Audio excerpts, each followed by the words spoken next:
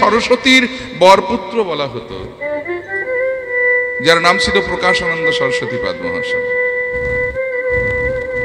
এই প্রকাশানন্দ সরস্বতীপাদ মহাশয়নি প্রথম অবস্থায় মহাপ্রভুকে দু চোখে দেখতে পারতেন না। মনে মনে চিন্তা করতেন, কেই সন্ন্যাসী রে বাবা, সন্ন্যাসীর ধর্ম কেন এরকম হবে? সন্ন্যাসী তো দাঁড়ে দাঁড়ে ঘুরে ঘুরে দিব্য জ্ঞান ছড়িয়ে বেড়াবে, আর এই বেটা নবীন সন্ন্যাসী গলায় গেঁদা ফুলের মালা ঝুলিয়ে ওই মেয়ে ভোলানো সাজে যে রাস্তা দিয়ে দিনরাত হরে কৃষ্ণ করতে করতে যাচ্ছে, তুমি কেমন সন্ন্যাসী?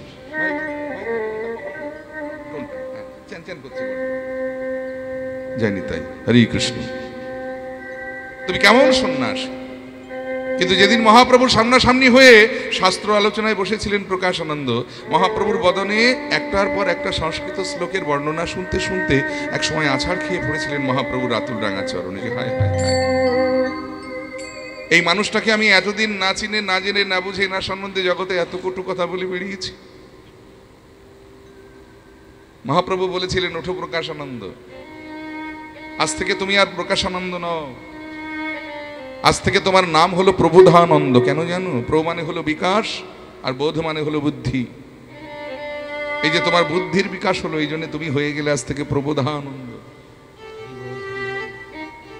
তো সেই প্রবোধানন্দ সরস্বতীপাদ চিন্তা করলেন, এতদিন এই মানুষটার সম্বন্ধে আমার একটা ভুল ধারণা ছিল, কিন্তু এবার যখন তাকে আমি চিনতে পেরেছি, বাবা পণ্ডিত যদি প্রকৃত পণ্ডিত হন, সেই পণ্ডিতের ধর্ম কি জানেন? পণ্ডিত যদি একবার কাউকে চেনার আগে অবজ্ঞা করে ফেলে, সেই পণ্ডিত যদি এবার তাকে চিনতে পারে, সঙ্গে সঙ্গে তাকে পূজা করে, আর পূজা করে ভগবানের সঙ্গে এক আসনে বসিয়ে দেন। তাই যেহেতু প্রকাশানন্দ প্রকৃতার্থে পণ্ডিত ছিলেন, তাই তিনি মনে মনে চিন্তা করলেন যে এরকম একটা মানুষকে আমি এতদিন না চিনে, না জেনে, না বুঝে, না সম্বন্ধে জগতে অনেক কটু কথা বলে বেরিয়েছি। এবার যখন তাকে আমি চিনতে পেরেছি, তাহলে আমার ঘোষণা করে যাওয়ার দরকার এই জগতের মাঝে তার সম্বন্ধে দু চারটে সত্য কথা। আর ঘোষণা করতে গিয়ে তিনি মহাপ্রভুকে কেন্দ্র করে একটি গ্রন্থই রচনা করে ফেললেন, যে গ্রন্থটির নাম হলো চৈতন্য চন্দ্রামৃত গ্রন্থ। আর সেই গ্রন্থে এত সুন্দর সুন্দর শ্লোকগুলো লিপিবদ্ধ করা আছে। এই দেখুন, মহাপ্রভুকে প্রণাম করতে গেলে যে মন্ত্রটির দ্বারাই প্রণাম করতে হয়, প্রত্যেকটা দেবদেবীর দেখবেন একটা প্রণাম মন্ত্র আছে, তেমনি মহাপ্রভুকে, চৈতন্য মহাপ্রভুকে প্রণাম করতে গেলে যে মন্ত্রটির দ্বারা প্রণাম করতে হয়, সেই মন্ত্রটি কিন্তু এই গ্রন্থেই লেখা এবং প্রকাশানন্দ সরস্বতীপাদের রচনা। কি? আনন্দ লীলাময় বিগ্রহায় হে মাভা দিব্যচ্ছবি সুন্দরায় তস্मै মহাপ্রেম রসপ্রদায় চৈতন্য চন্দ্রায় নমো নমস্তে। আনন্দ লীলাময় বিগ্রহ, অর্থাৎ তিনি আনন্দের লীলাময় বিগ্রহ। আনন্দ কাকে বলি আমরা? দেখবেন প্রাকৃত জগতে আমরা বিভিন্ন প্রকারের মানুষ, বিভিন্ন উপায়ে আমরা আনন্দ উপভোগ করে থাকি। প্রত্যেকের আনন্দ পাওয়ার ধরন কিন্তু একরকম নয়। আমরা যে যার মতো করে আনন্দের রাস্তাটা বেছে নিই। হরিবল।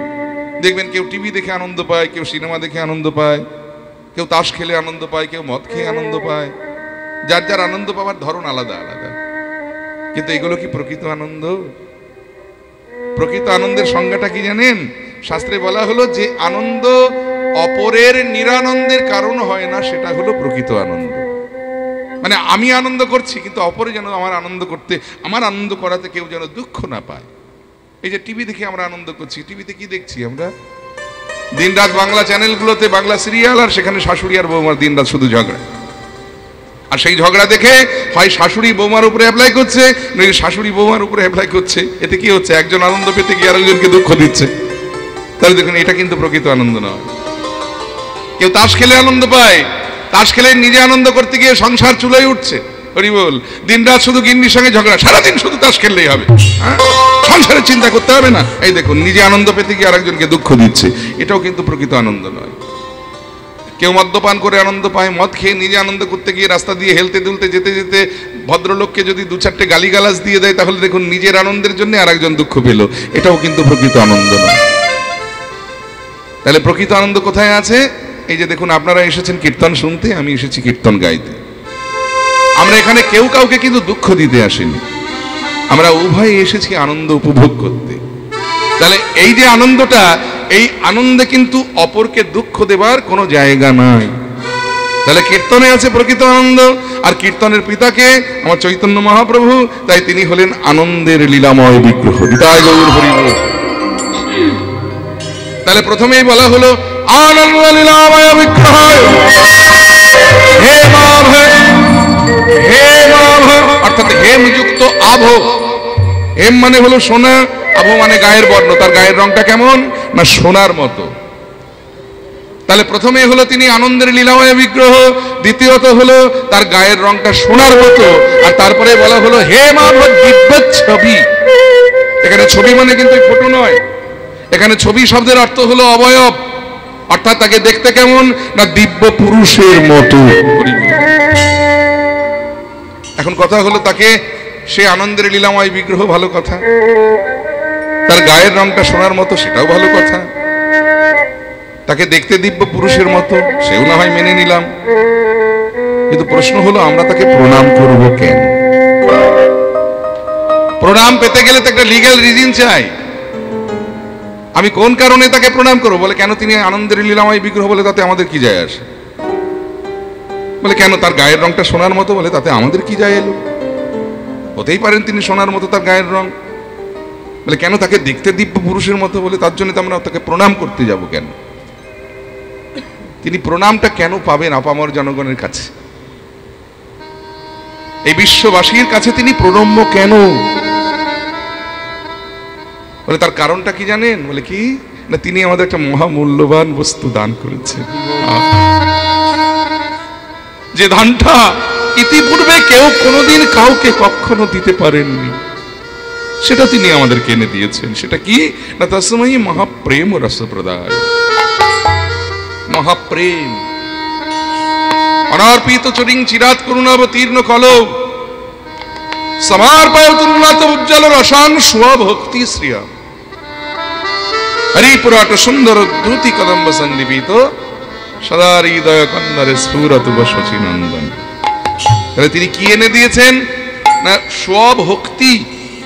শব্দটাকে ভালো করে অনুভব করতে হবে। দন্ত স্বয় বফলা স্ব মানে হলো নিজে, অর্থাৎ নিজের সম্পদ।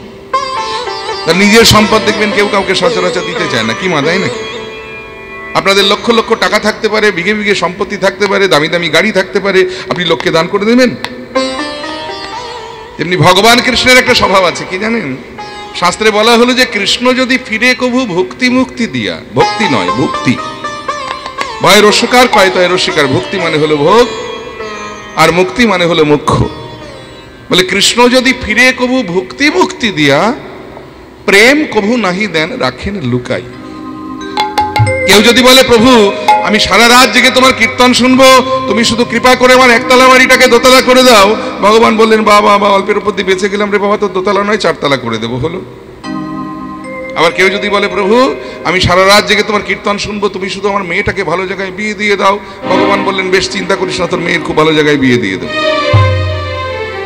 আবার কেউ যদি বলে প্রভু আমি সারা রাত জেগে তোমার কীর্তন শুনবো, তুমি শুধু কৃপা করে এই মায়ার সংসার থেকে আমাকে মুক্তি পাইয়ে দাও, ভগবান বলে আরে বাপ রে বাপ, আবার এটাও চাস?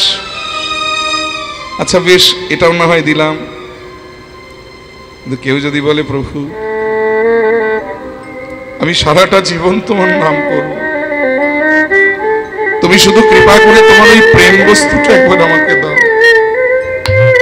ভগবান সঙ্গে সঙ্গে বলে দিলেন যে ওটি হবে না বাছা, ওটা আমি তোমায় দিতে পারবো না, কারণ ওটা আমার নিজের সম্পদ, আর ওটা আমি তুলে রেখে দিয়েছি আমার নিজের মানুষের জন্য। আমার নিজের মানুষ কারা? না যারা হলেন বৃন্দাবনের ব্রজ গোপীগণ,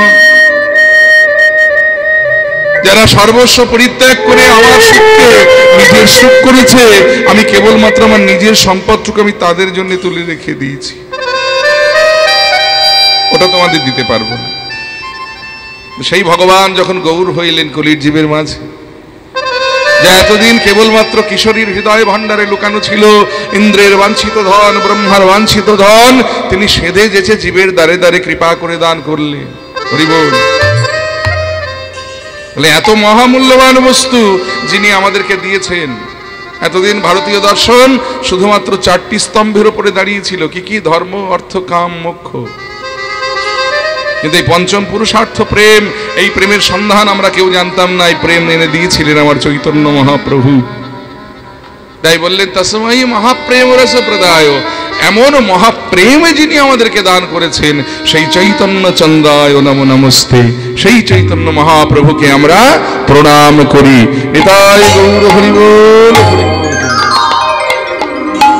সেই চৈতন্য মহাপ্রভুর আতুল রাঙা চরণে প্রণাম জানিয়ে আমরা আস্বাদন করছি আমাদের বর্তমান পরিবেশিত লীলা মহাপ্রভুরই এক ভক্তের কথা, যার নাম হলো দুঃখী কৃষ্ণদাস।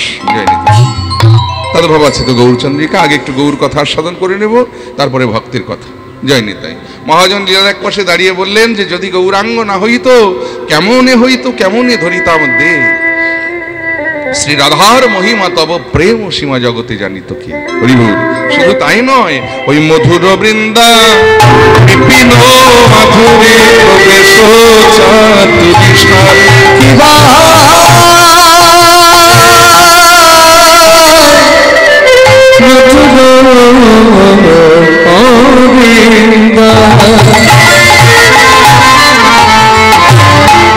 বিপিন মাধুরী প্রবেশ চাতুরে আমার মনোজ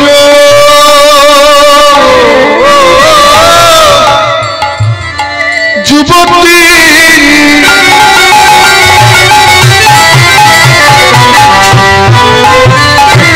তার ভাবের ভক্তি মনোজ যুবতী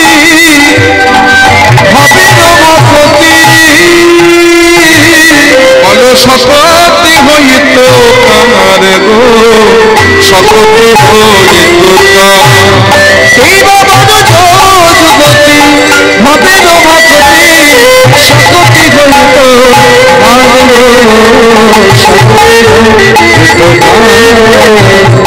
গোপী প্রেমের কথা কে জানাতো, গোপী প্রেমের কথা কে জানাতো, যদি গৌর মনের না জানাতো,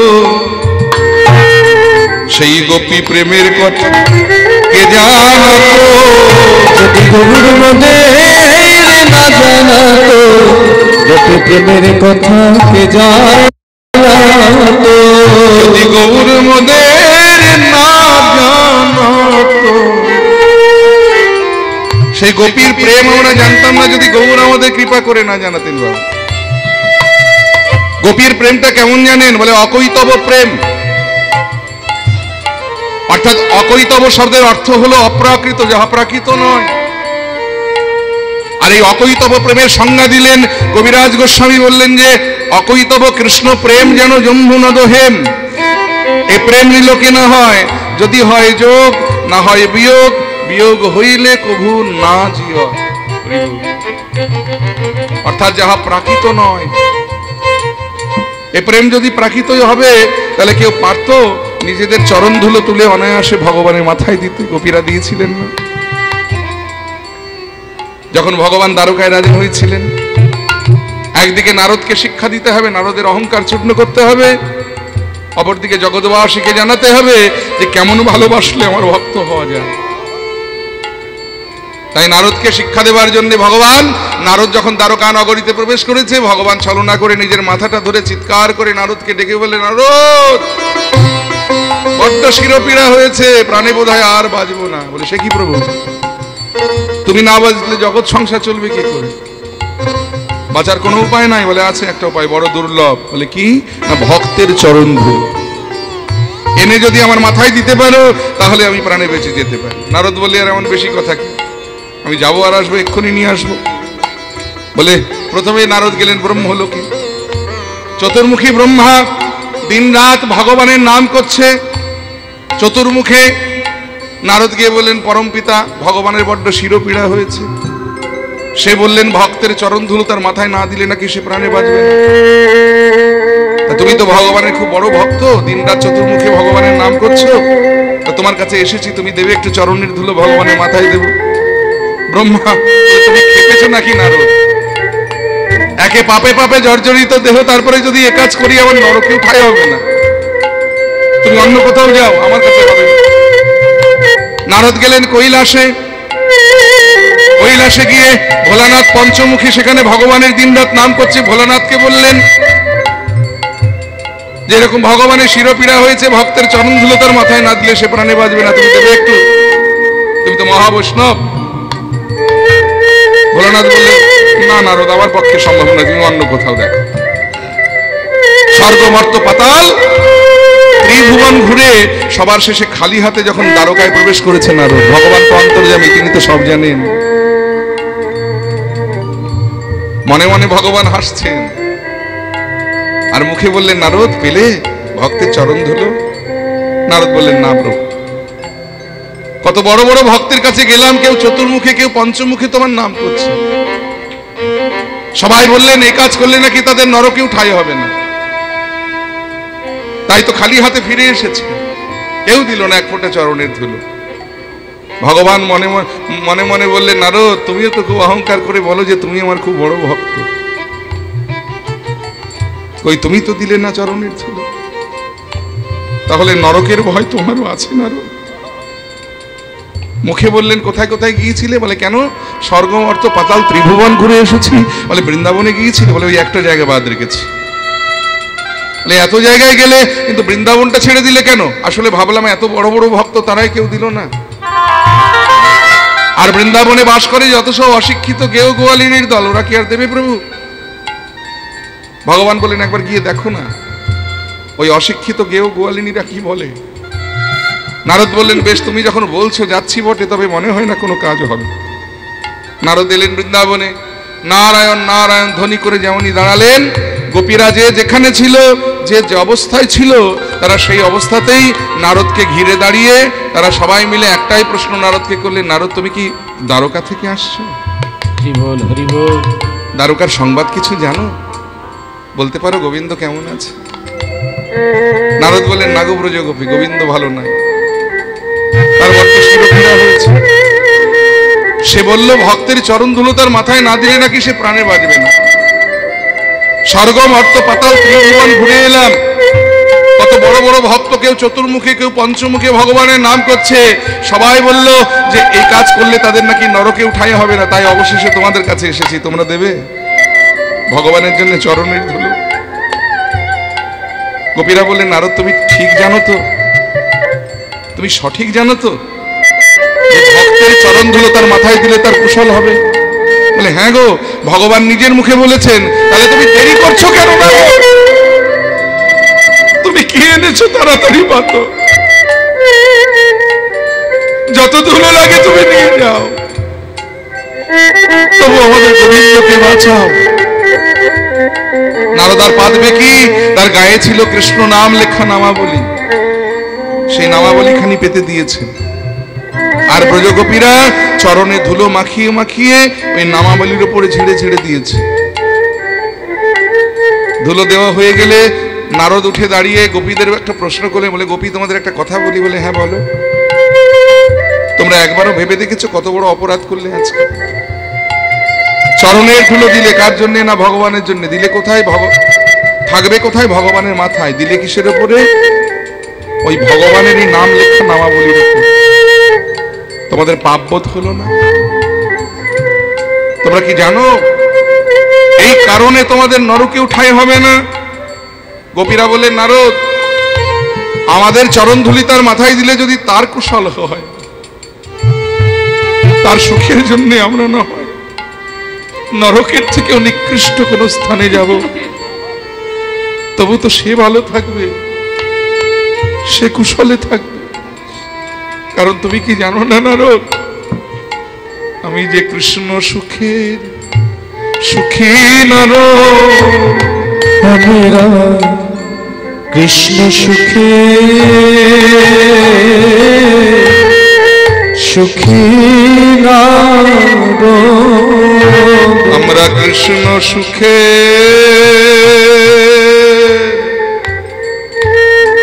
সুখী নারদ, আমরা কৃষ্ণ সুখে সুখে নারদ, তার সুখে বিনা আমরা জানি না,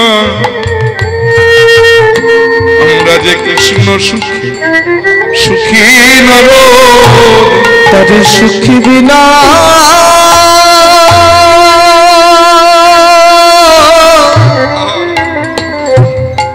আমরা জানি না, আমরা কৃষ্ণ সুখের সুখী নার। কৃষ্ণ সুখ বিনা আমরা জানি,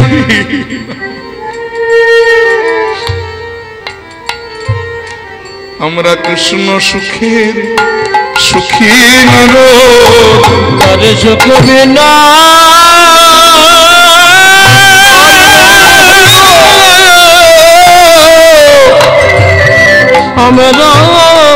আমরা জানি না, কৃষ্ণ সুখে সুখী নর। কৃষ্ণ সুখ বিনা আমরা জানি না, তার সুখে সুখী আর দুঃখে দুঃখী, তার সুখী বিনা আমি জানি না, তার সুখে সুখী দুঃখে তার সুখী বিনা আমি জানি না, তার সুখে সুখী দুঃখে সুখী বিনা আমি জানি না, সুখী বিনা আমি জানি না, সুখী দুঃখে আমি সুখী বিনা আমি জানি না, সুখে দুঃখে দুঃখে সুখে সুখী। সেই যে গোপীর প্রেম আমরা জানতাম না যদি গৌর আমাদের কৃপা করে না জানাতেন বাবা। আজকে গোপীর প্রেমের কথা আমরা জানতে পেরেছি কারণ গৌর আমাদেরকে জানিয়েছেন। তাই কত বড় কৃপাময় দেখুন, কত বলবো তার কথা এক মুখে বলে শেষ করা যায় না। ব্রহ্মা চতুর্মুখে যার কথা বলে শেষ করতে পারেনি, ভোলানাথ পঞ্চমুখে যার কথা বলে শেষ করতে পারেনি, আমরা এক মুখে কতটুকু বলবো? তবে একটু বলার চেষ্টা করি যতটুকু বলতে পারি। যদি প্রথমে তার রূপের কথা বলতে যাই তাহলে বলবো রূপ ছিল তার অনবদ্য, কোটি কামদেব যার রূপ দেখে মূর্ছা যেতেন এমন রূপের উপবান ছিলেন আমার গৌর সুন্দর। আর গুণের কথা বলতে গিয়ে বলবো বাবা গুণ ছিল তার অপরিসীম, অর্থাৎ যার কোনো সীমা হয় না। আর অবদান যা ছিল অনির্বচনীয়, মানে বদলে বলে শেষ করা যায় না।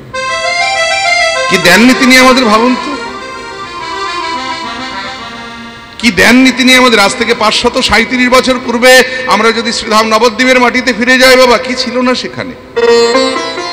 বড় বড় টোল ছিল, বড় বড় পণ্ডিত ছিল, সেই পণ্ডিতদের পাণ্ডিত্য ছিল, আবার সেই পাণ্ডিত্যের অহংকারও ছিল, অর্থ ছিল, মানুষে মানুষে ঠেকাঠেকি ছিল, কিন্তু একটি বস্তুর অভাব ছিল যার নাম হলো প্রেম বা ভক্তি। সোজা কথায় নবদ্বীপে একটি প্রদীপ ছিল, সেই প্রদীপে তেল ছিল, তাতে সলতে ছিল, পাশে আগুন ছিল, কিন্তু অগ্নি প্রজ্বলিত করবার মতো কেউ ছিল না। কিন্তু আমার শ্রীকৃষ্ণ চৈতন্য মহাপ্রভুর আবির্ভাবে যেদিন হতেই প্রদীপটিতে অগ্নি প্রজ্বলিত হয়েছিল, আর সেই যে বলা শুরু হলো জয় নবদ্বীপ ভারত প্রদীপ, হরি বল। আজকে হরিসভায় দাঁড়িয়ে আমরা অহংকার করে চিৎকার করে গলা ফাটিয়ে বলতে পারি যে নবদ্বীপ আজকে শুধু ভারতের প্রদীপ নয়, শ্রীধাম নবদ্বীপ আজকে সমগ্র বিশ্বের প্রদীপ। আপনারা সকলে একমত নিশ্চয় আমার সঙ্গে। আজ গোটা বিশ্বের মানুষ, কোথায় আমেরিকা, কোথায় অস্ট্রেলিয়া, কোথায় ফ্রান্স, কোথায় ইংল্যান্ড, কত দেশ বিদেশ হতে কত অগণিত গৌরভক্ত দল, তারা দিবানিশি নবদ্বীপের মাটিতে এসে নামের মালা হাতে করে দিনরাত গৌর গৌর গৌর গৌর করছে। কিন্তু দুঃখ লাগে কোথায় জানেন? আমরা যারা এই বাংলার মাটিতে জন্মেছি, আমরা যারা বাঙালি মায়ের সন্তান, আমরা গর্ব করে অহংকার করে বলতে পারি যে গৌর আমাদের ভগবান। কিন্তু যে গৌর আমাদের এত কিছু দিয়েছেন, আমরা তাকে কি দিতে পেরেছি বাবা? হরি বল। যিনি আমাদের এত কিছু দিয়েছেন, আমরা তাকে কি দিতে পেরেছি? প্রেম ভক্তি। জীবের দ্বারে দ্বারে সেধে যেচে দান করেছেন, ভাবতে পারেন? এই প্রেম হলো ইন্দ্রের বাঞ্ছিত, ব্রহ্মার বাঞ্ছিত। দেবদেবীরা 33 কোটি দেবদেবী যা বাসনা করে কোনোদিন পায়নি, সেটা ভগবান আমাদের কলিহত কামাসক্ত জীবকে দান করে গেলেন। কারণ প্রেম ছাড়া, ভক্তি ছাড়া তো ভগবানকে পাওয়া যায় না। এই ভক্তি হলো ভক্তির সম্পদ। ভক্তি কিন্তু জন্মায় ভগবানের শ্রীপাদ পদ্মে, কিন্তু ভগবান সেই ভক্তির আস্বাদন করতে পারেন। আস্বাদন করে কে? ভক্ত। যেমন দেখবেন পদ্মে মধু হয়, পদ্ম কিন্তু মধু আস্বাদন করে না, আস্বাদন করে কে? ভ্রমর। তেমনি ভগবানের শ্রীপাদ পদ্মে ভক্তি জন্মায় বটে, আস্বাদন করে ভক্ত ভ্রমর। এই ভক্তি হলো ভক্তের সম্পদ, যে সম্পদ আমার গৌর ভগবান, তিনি ভগবান হয়েও নিজে ভক্ত সেজে জীবের দ্বারে দ্বারে দান করেছে। কারণ ভক্তি যার, কৃষ্ণ তার, সর্বশাস্ত্রে কয় ভক্তি না থাকিলে কৃষ্ণ দেখিলে কেউ। সেই ভক্তি তিনি আমাদেরকে দিলেন, সেই প্রেম তিনি আমাদেরকে দিলেন। এত বড় কৃপাময় তিনি, তার কথা এক মুখে বলে শেষ করা যায়? তাই তো মহাজন লীলার এক পাশে দাঁড়িয়ে বললেন, গাও গাও পুন গৌরাঙ্গ গুণ, গাও গাও পুন গৌরাঙ্গ, সরল করিয়া সরল করিয়া হেন দয়া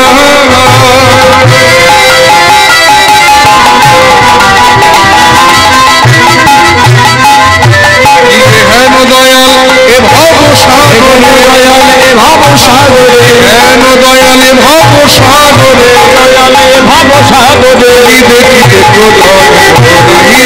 দেখো হেন দয়াল এ ভব সাগরে, দেখি একজন দেখি একজন এমন দয়াল আর দেখি, দয়াল আর দেখি, দয়াল আর দেখি নাই, দয়াল সে ভেবেছে নাম কেলা, এমন দয়াল আর দেখি নাই, নাম নাম লহ প্রেম লহ বলে, নাম লহ প্রেম লহ বলে, নাম লহ প্রেম লহ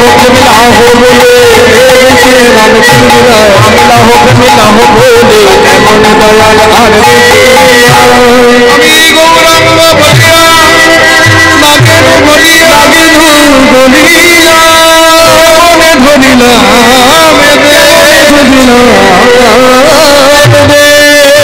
ধরিলাম, পাশান দিয়া বিধি কেমনে গড়িয়াছে,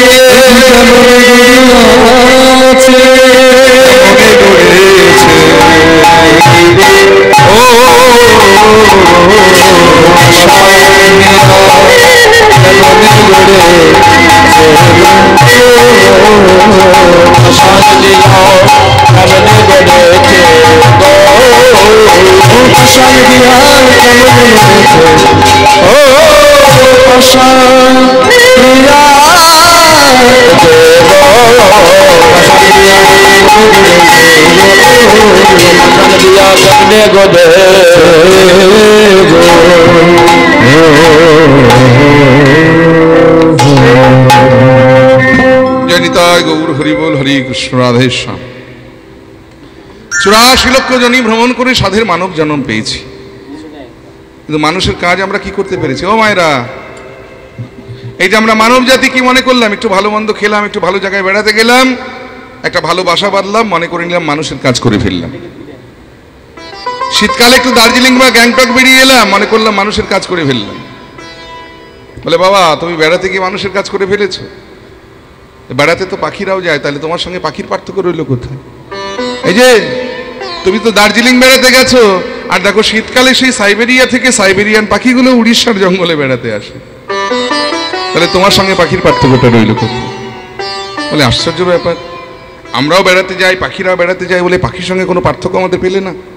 তাহলে যে এত সুন্দর একটা বাসা বেঁধেছি, 3 তলা করেছি, দামি দামি শ্বেত পাথরের টাইলস মেঝেতে লাগিয়েছি, কত সুন্দর ঝাড়বাতি লাইট ইত্যাদি লাগিয়ে বাসাটাকে সাজিয়েছি, পাখিরা পারবে এত ভালো বাসা বাঁধতে যে পাখির সঙ্গে তুলনা করছো বাবা তুমি আমাদের? মহাজন বললেন, বাবা তুমি কত ভালো বাসা বেঁধেছ, বাবুই পাখিকে দেখেছো খড়কুটো দিয়ে তাল গাছের উপরে কি সুন্দর 2 তলা 3 তলা বাসা বেঁধে ফেলে। শুধু তাই নয়, মায়েরা লক্ষ্য করে দেখবেন যে সেখানে দেখবেন আবার জোনাকি পোকা ধরে নিয়ে গিয়ে আবার ইলেকট্রিসিটির ব্যবস্থা আছে। তাহলে মানুষের সঙ্গে পশু পাখির পার্থক্যটা কোথায়? বলে পার্থক্যটা একটি জায়গায়, সেটা হলো পশু পাখি তারা সারা জীবন চেষ্টা করলেও কোনোদিনও বদন ভরে হরিও বলতে পারবে না, কৃষ্ণও বলতে পারবে না। কিন্তু এই যে আমরা মানব জাতি, আমরা ইচ্ছে করলে বদন ভরে হরিবোল বলতে পারি, আমরা কৃষ্ণ বলতে পারি, আমরা গৌর বলতে পারি। তাহলে 84 লক্ষ জনি ভ্রমণ করে সাদের মানব জন্ম পেয়েছি। আর এই 84 লক্ষ জনি ভ্রমণ করে মানব জন্ম পেয়ে যদি হরি ভজন না করলাম, কৃষ্ণ ভজন না করলাম, গৌর ভজন না করলাম, জগতে আসা যাওয়াটাই আমাদের বৃথা হয়ে গেল। তাহলে মানব জীবনের প্রকৃত উদ্দেশ্য হলো কৃষ্ণ ভজন। যে কৃষ্ণ ভজন করবার জন্য স্বয়ং কৈলাসপতি ভোলানাথ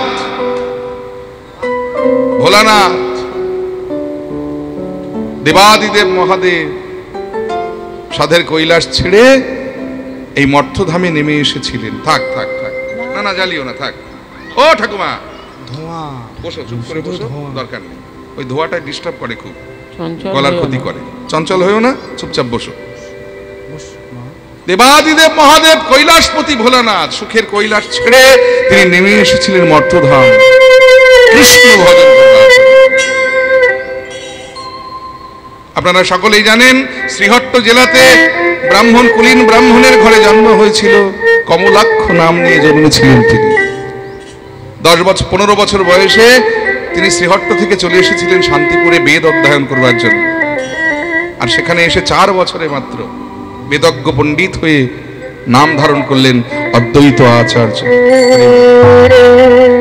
তিনি তো ডেকে ডেকে এনেছিলেন বৈকুণ্ঠের সেই সিংহাসনকে নাড়িয়ে তার আরাধ্য মদন গোপালকে। গঙ্গার জলে তিল তুলসী দিয়ে প্রত্যেকদিন তিনি ডাকতেন, জয়তি জয়তি দেব বৃন্দারণ্য পুরন্দর শ্রীমান মদন গোপাল শীতনাথ সুজীবনম। আর তার ডাকে সাড়া দিয়ে স্বয়ং ভগবান মদন গোপাল তিনি নেমে এসেছিলেন মত্তধামে গৌর রূপ ধারণ করে এই নদীয়ার মাটিতে। যখন মহাপ্রভুর আবির্ভাব হলো, অদ্বৈত প্রভুর বয়স তখন 52 বছর। আপনারা জানেন মহাপ্রভু এই ধরার মাঝে 48 বছর বয়সকাল পর্যন্ত লীলা করেছেন। 48 বছর বয়সে তিনি তার লীলা সংবরণ করে নিয়েছেন। তাহলে মহাপ্রভুর যখন লীলা সংবরণ হলো তখন অদ্বৈত প্রভুর বয়স হলো 100 বছর। যিনি ভগবানের আবির্ভাব দেখেছেন, আবার সেই ভগবানের লীলা সংবরণটাও দেখেছে, এরপরেও আর ধরার বুকে থাকতে ইচ্ছে হয়। তবুও মহাপ্রভুর ছেড়ে যাওয়া কিছু কাজ বাকি ছিল, সেই কাজগুলো সম্পূর্ণ করবার জন্য আরো 25টা বছর তিনি ধরার মাঝে ছিলেন। 125 বছর বয়সে অদ্বৈত প্রভু তিনি তার লীলা সংবরণ করে আবার সুখের কৈলাসে ফিরে গেলেন। কিন্তু কৈলাসে গেলে কি হবে? কৈলাসের সুখ সম্পদ তার আর কিছু ভালো লাগছে না। বারে বারে মনে হচ্ছে যদি কৃষ্ণ ভজন করতে আবার যেতে পারতাম মর্ত্যধাম, আবার যদি মনুষ্যকুলে জন্ম পেতাম, আবার যদি কৃষ্ণ বলে কাঁদতে পারতাম। তাই আজ থেকে আনুমানিক প্রায় 450 বছর পূর্বে বর্তমানে মেদিনীপুর জেলার দারেন্দা বলে একটি গ্রাম, সেই গ্রামে কৃষ্ণ মণ্ডল নামে এক চাষার ঘরে জন্মগ্রহণ করলেন স্বয়ং কৈলাসপতি ভোলানাথ দুঃখী কৃষ্ণদাস রূপে। এই যে পিতা কৃষ্ণ মণ্ডল, তিনি পেশাতে চাষা হলেও অন্তরটা ছিল ভক্তিতে পরিপূর্ণ।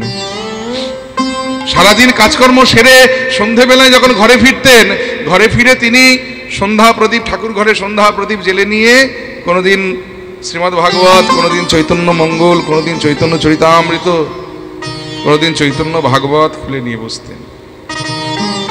আর তখনকার দিনে রথযাত্রা উপলক্ষে প্রচুর ভক্ত নবদ্বীপ থেকে যেতেন পুরীধামে জগন্নাথ দর্শনে। হরিবল, আজও যায় বাবা, এটা আমাদের একটা ট্র্যাডিশন বাঙালিদের। রথযাত্রার দিন পর্যন্ত, তার আগের থেকে 5 দিন এবং রথযাত্রার দিন পর্যন্ত ওই পুরীধামে যা উৎসব হয় সব বাঙালিদের উৎসব। রথের পর থেকে উল্টো রথ পর্যন্ত উড়িয়াবাসীদের উৎসব। কিন্তু রথের আগের দিন পর্যন্ত যে 5টা দিন, উড়িয়া গৌড়িয়া মিলন থেকে একবারে রথযাত্রা পর্যন্ত বাঙালিদের উৎসব। তো যাই হোক, আমরাও দল বেঁধে কয়েকজন মিলে আমরাও যাই পুরীধামে। ওই সময়টায় আমরা রথযাত্রা দর্শনে যাই, জগন্নাথ দর্শনে যাই। তো যাই হোক, তখনকার দিনে প্রচুর ভক্ত যেতেন। তবে যাতায়াতের পথ বলতেই এখনকার দিনে যেমন অত্যাধুনিক ব্যবস্থা, বাড়ি থেকে বেরোলে দেখবেন টোটো আছে, অটো আছে, বাস আছে, ট্রেন আছে, পকেটে পয়সা থাকলে আবার এরোপ্লেনও আছে। কিন্তু তখনকার দিনে তার এইসব অত্যাধুনিক উপায় ছিল না। যাতায়াতের জন্য প্রধান ব্যবস্থা হলো পায়ে হাঁটা পথ। আর নবদ্বীপের পরে হলো বর্ধমান জেলা, বর্ধমান জেলার পরে হলো হুগলি জেলা, হুগলি জেলার পরে হলো হাওড়া জেলা, হাওড়া জেলার পরেই হলো মেদিনীপুর জেলা। আর মেদিনীপুর জেলা মানেই হলো ওই দারেন্দা গ্রামের পথ, এর পরেই হলো উড়িষ্যা। জয় নেতা। সে বছরে প্রচুর ভক্ত যখন নবদ্বীপ থেকে তারা রথযাত্রা দর্শনে, ওই জগন্নাথ দর্শনে রথযাত্রা উপলক্ষে তারা চলেছেন পুরীর উদ্দেশ্যে, দারেন্দা গ্রামের পথ আলো করে কৃষ্ণমণ্ডলের ভক্তিপূর্ণ হৃদয়টা কেঁদে উঠল। আহা, স্ত্রী দুরিকা দেবী, এই দুরিকা দেবীকে গিয়ে বললেন, দুরিকা বড় স্বাদ জেগেছে, একটু হাম্বিং মতো হচ্ছে দেখো। বলছে, দুরিকা আমার একটু স্বাদ জেগেছে, আমি পুরী ধামে যাব জগন্নাথ দর্শন করতে, তুমি যদি আমায় একটু অনুমতি করো। দুরিকা বললেন, স্বামী আপনি জগন্নাথ দর্শনে যাবেন আর আমি আপনায় বাধা দিতে পারি? দেখুন মায়েরা, 7 পাকে বাধা পড়লে, মন্ত্রপাঠ করে, অগ্নি সাক্ষী করে, মালা বদল করে 7 পাকে বাধা পড়লে স্ত্রী হওয়া যায়, কিন্তু সহধর্মিণী হওয়া কিন্তু মুখের কথা নয়। সহধর্মিণী কাকে বলে জানেন? যে নারী তার স্বামীর ধর্মকে প্রকৃত সহায়তা করে, সেই হলো স্বামীর প্রকৃত সহধর্মিণী। তাই দুরিকা দেবী ছিলেন কৃষ্ণ মণ্ডলের প্রকৃত সহধর্মিণী। তাই তিনি বললেন, স্বামী আপনি যদি মনে মনে স্থির করে থাকেন আপনি জগন্নাথ দর্শনে যাবেন, আমি আপনার সহধর্মিণী হয়ে আপনাকে বাধা দিতে পারি, আপনি নিশ্চিন্ত মনে জগন্নাথ দর্শনে যান। কৃষ্ণমণ্ডল বললে, দুরিকা তুমি যখন আমায় অনুমতি করলে তাহলে আমি যাই জগন্নাথ দর্শনে। একদিকে দুটো কাজ হবে, রথ দেখা কলা বেচা দুটোই হবে। একদিকে জগন্নাথ দর্শন হবে, আবার অন্যদিকে জগন্নাথ তো তিনি জগতের নাথ, তিনি তো কাউকে শুনেছি ফেরান না। আমার সংসারে তো বড্ড অভাব, আমি জগন্নাথের কাছ থেকে আমার সংসারের জন্য কিছু সুখ স্বাচ্ছন্দ্য চেয়ে আনতে পারবো। এই বলে কৃষ্ণমণ্ডল ভক্তগণের সঙ্গে চললেন পুরী ধামে জগন্নাথ দর্শন। আর পুরীতে এসে রথযাত্রার দিনে লক্ষ লক্ষ ভক্ত তারা পুরীর রাজপথে দাঁড়িয়ে জগন্নাথের শোভা দর্শন করছেন। আহা, শোভাযাত্রা দর্শন করছেন। পুরীর মন্দির থেকে 3 ভাই বোন জগন্নাথ, বলরাম, সুভদ্রা 3টি আলাদা আলাদা রথে চেপে পুরীর মন্দির থেকে গুন্ডিচা মন্দিরের উদ্দেশ্যে চলেছেন। লক্ষ লক্ষ ভক্ত দাঁড়িয়ে সেই জগন্নাথ, বলরাম, সুভদ্রার শোভাযাত্রা দর্শন করছেন। ওই অগণিত ভক্তের মধ্যে কৃষ্ণমণ্ডলও দাঁড়িয়ে আছেন, জগন্নাথকে দর্শন করছেন। আহা জগন্নাথ, কি অপূর্ব রূপ তোমার, দেখলে যেন নয়ন ফেরানো যায় না। এ কি অপূর্ব কলেবর তোমার জগন্নাথ। লক্ষ লক্ষ ভক্তের মাঝে আমি দাঁড়িয়ে আছি, জানি তুমি আমায় দেখছো, কারণ তুমি তো জগতের নাথ। কেউ তোমার নয়ন ছাড়া কখনো হয় না, তুমি আমায় দেখছো। আর যদি আমায় দেখে থাকো তাহলে আমি যা বলবো সেটা তুমি মন দিয়ে শোনো। বলে কি, তোমাকে কিছু কথা বলবার জন্য আমি বাড়ি থেকে এসেছি, এত দূর এসেছি, সেই কথাগুলো আমি তোমায় বলছি, তুমি মন দিয়ে শোনো। বলে কি, ওহে রাধা ও মাধব হে মাধব বহুত ও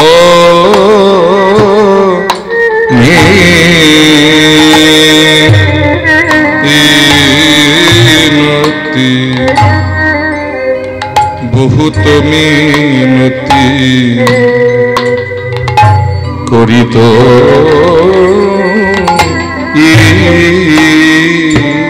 ও হে রাধা ও মাধব এই নিবেদন তব পায়ে ও হে রাধা ও মাধব এই নিবেদন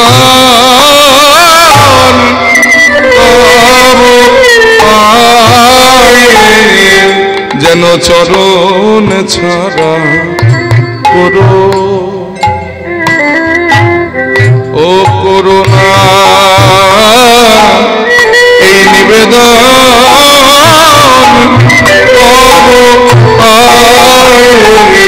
চরণ ছাড়া প্রভু ও করুণা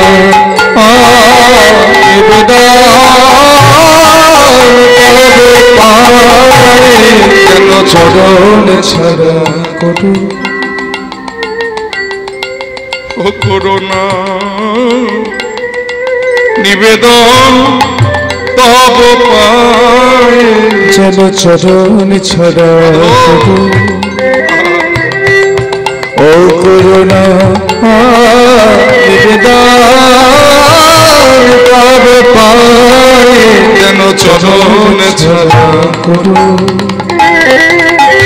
ও করুণা নিবেদন তব পায়ে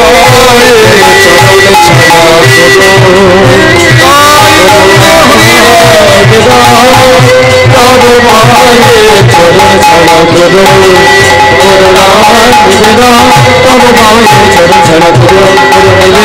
নিবেদন তব পায়ে ও হে রাধা মাধব হে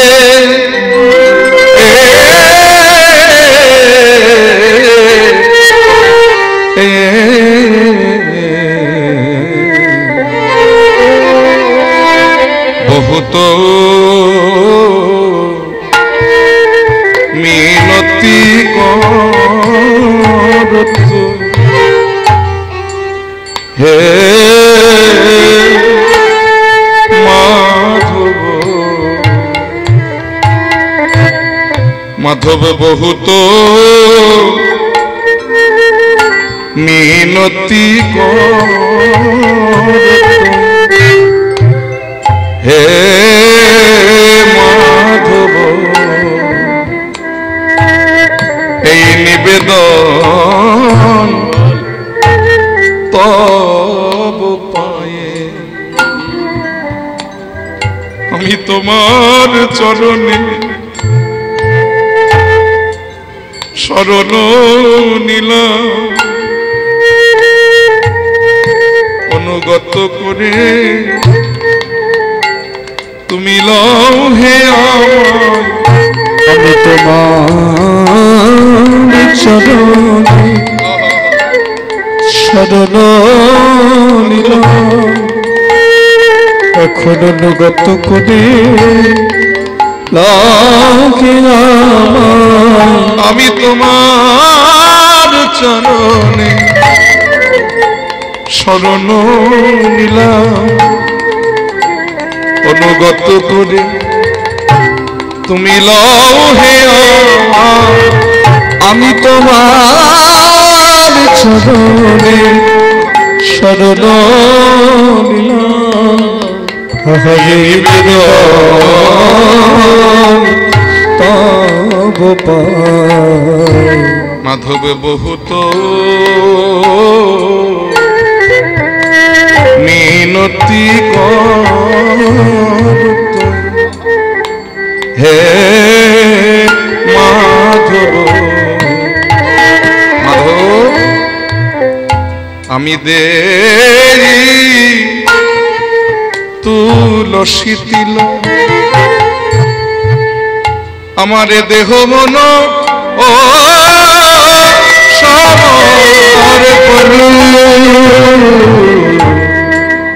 দেই তুলসী তিল আমারে দেহ মন ও সমর করু এখন দয়া জনিছ রবিমূল হে মাধব যেন আমায় দয়া ছেড়ো না যেন জামাই দয়া ছেড়ো না হে আমি চির রাধি বলে যেন আমায় দয়া ছেড়ো না গে। আমি চির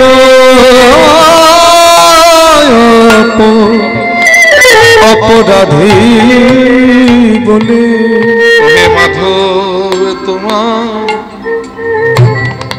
তোমার শ্রীচরণ আমি চির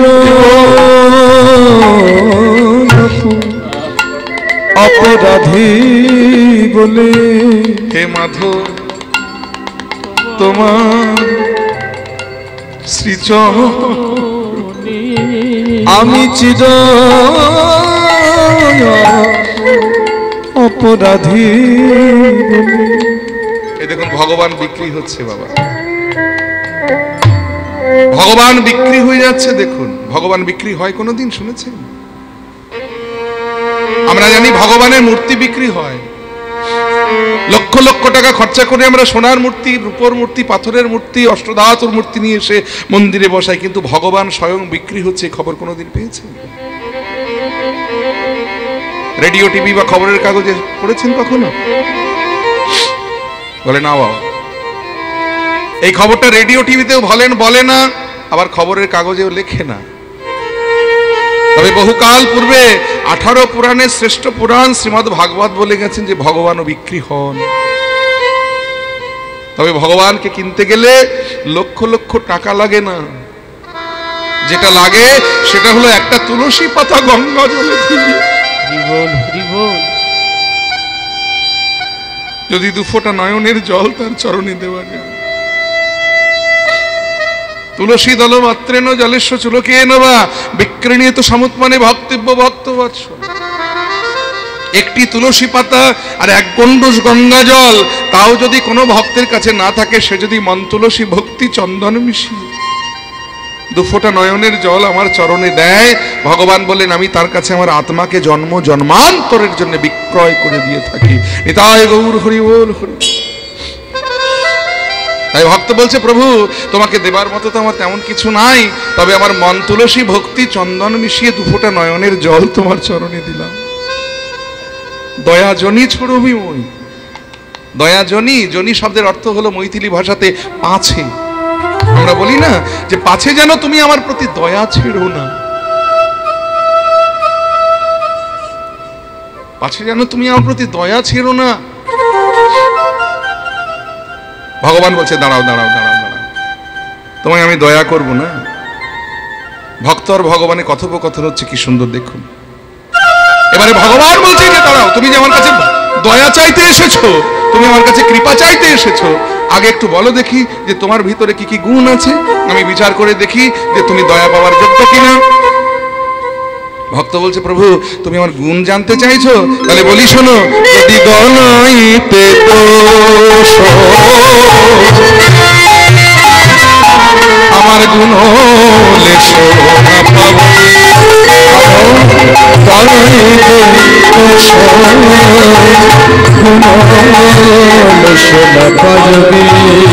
যদি গণইতে দোষ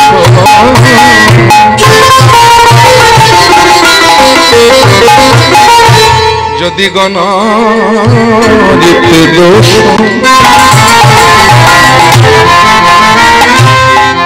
আমার গুণ লেশ না পাও,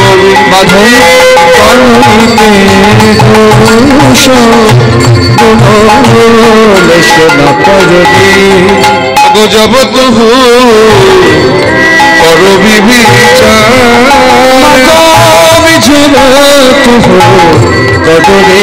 বিচার, আমাদের কোন গুণ পাবে না মাধব, পাবে না আমার হৃদয়ে কেবল দোষে ভরা, আমাদের কোন গুণ পাবে না মাধব, আমার হৃদয়ে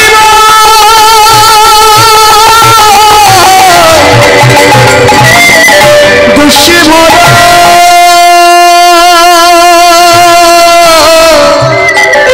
আমাকে কোনো পাবে না।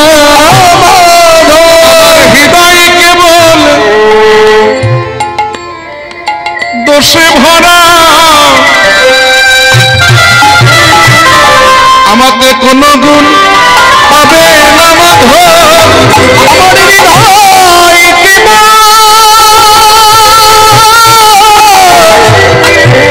দোষে ভরা আমাকে কোন গুণ পাবে না মাধব। তোমার স্পর্ধা তো কম নয়, হৃদয়ে গুণের লেশ মাত্র নয়, হৃদয় ভর্তি দোষ নিয়ে তুমি আমার কাছে কৃপা চাইতে এসেছো, দয়া চাইতে এসেছো। তুমি ভাবলে কি করে আমি তোমায় দয়া করব? এই সাহস তোমায় কে দিয়েছে? বলে কেন তুমি দিয়েছো? বলে আমি তোমায় সাহস দিলাম কি করে? বলে কেন এই যে পুরী ধামে এসেছি আর দেখছি লক্ষ লক্ষ ভক্ত তোমায় দেখছে আর বাহু তুলে বলছে জগন্নাথ দেবী কি জয়, জগন্নাথ দেবী কি জয়, জগন্নাথ দেবী কি জয়। তাহলে সাহস তুমি দিলে না আমাকে? বলে আমি তো বুঝতে পারলাম না কি করে আমি তোমায় সাহস দিলাম। বলে কেন তোমার নাম ওই যে তুহু জগন্নাথ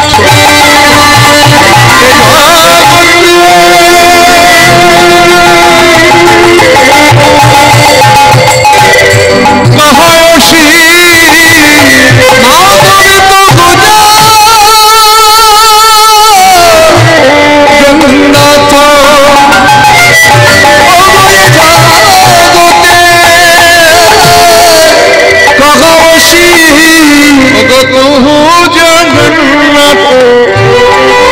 আমি সেই ভরসা তোমায় ডাকি, সেই ভরসা তোমায় ডাকি,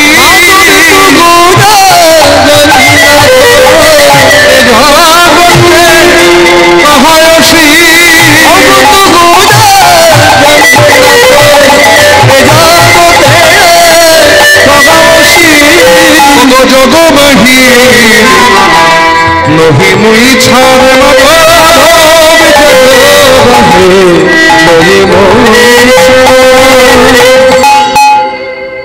দেখেছো? এই জন্য বলে মানব জাতি কত বুদ্ধি তোমাদের। কি সুন্দর বুদ্ধির প্যাচে ফেলে তুমি আমায় দিয়ে দয়া করিয়ে নিতে বাধ্য হলে।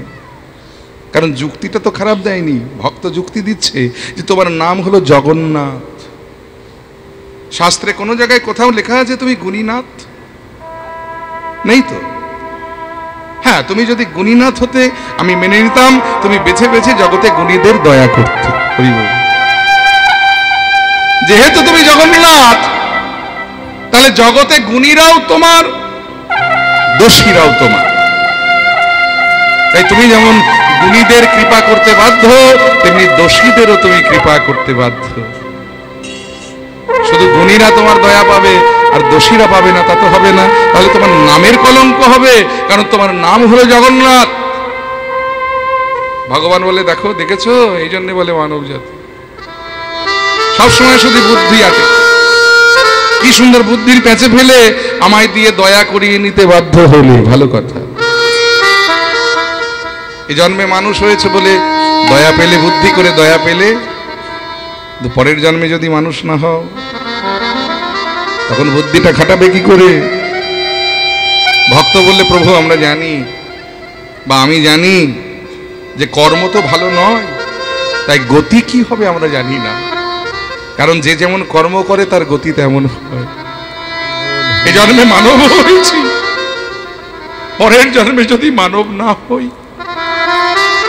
যেহেতু এই জন্মে মানুষ হয়েছি, তাই পরের জন্মগুলোর কথা এই জন্মেই তোমায় বলে রাখি, তুমি মন দিয়ে শোনো। বলে কি কি মানুষ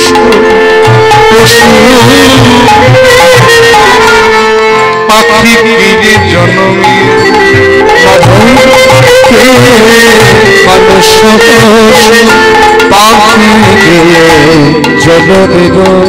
মাধব অথবা কীট পতঙ্গ মাধবে কীট পতঙ্গ ওগো করম কথাগতি পুনঃ পুনঃ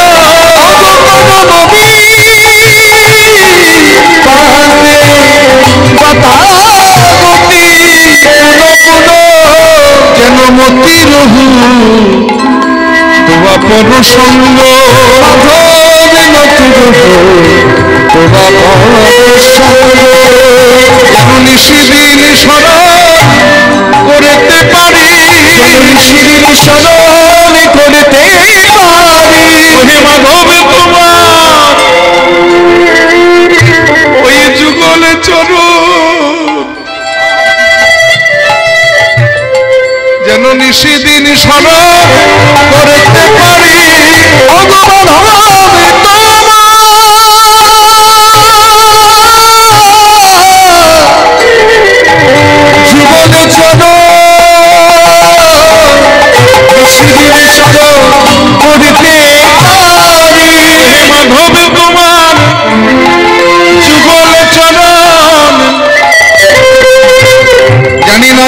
জন্মে কোন কুলে জন্ম পাব ধরো যদি আমার কীট কুলে জন্ম হয় মাধবে তাতেও দুঃখ নয় তবে যেন আমায় নর্দমার কীট করুন তোমার চরণে আমার নিবেদন তুমি যেন আমায় ফুলের কীট করো আমি যদি কীট হয়ে ফুলে থাকতে পারি যদি কোনোদিন কোন অনুরাগী ভক্ত ওই ফুলটা চয়ন করে তোমার চরণে দেয় সেদিন আমার কীটি জনম ধন্য সেদিন কীটি জনম ধন্য কীটি জনম ধন্য হবে ওগো তোমার যুগল চরণ পেয়ে আমার কীটি জনম ধন্য ওগো তোমার যুগল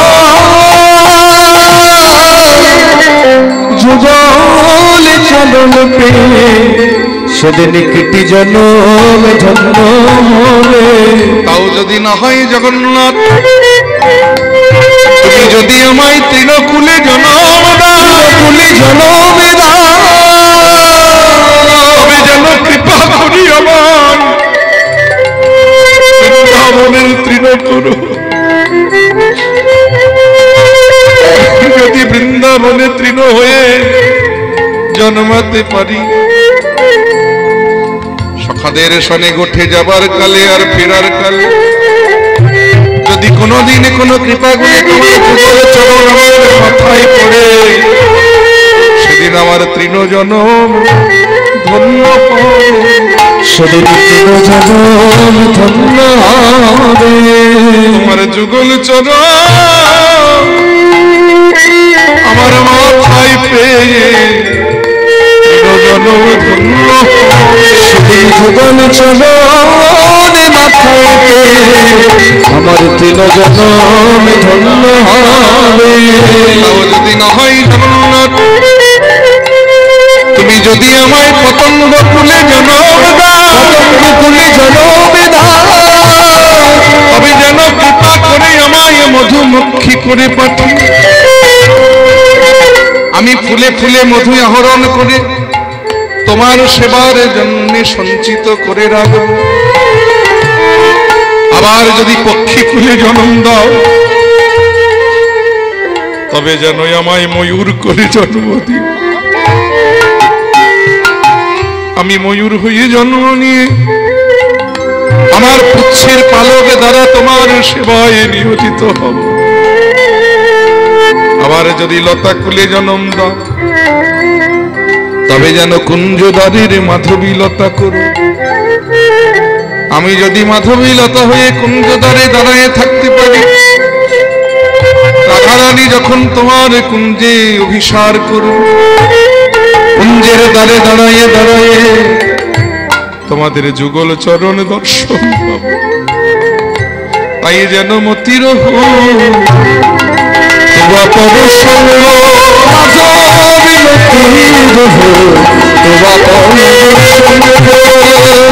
আহা ভানয় বিদ্যাপতি অতিশয়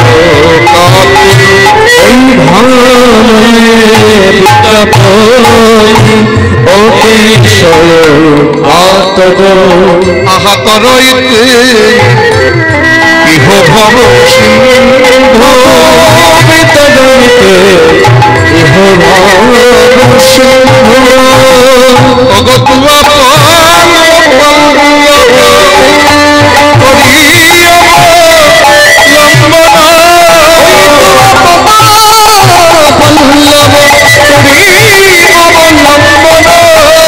আমায় দিল যাধো দেহ দিল বন্ধ আমায় দিল আধো দেহ দিল বন্ধু।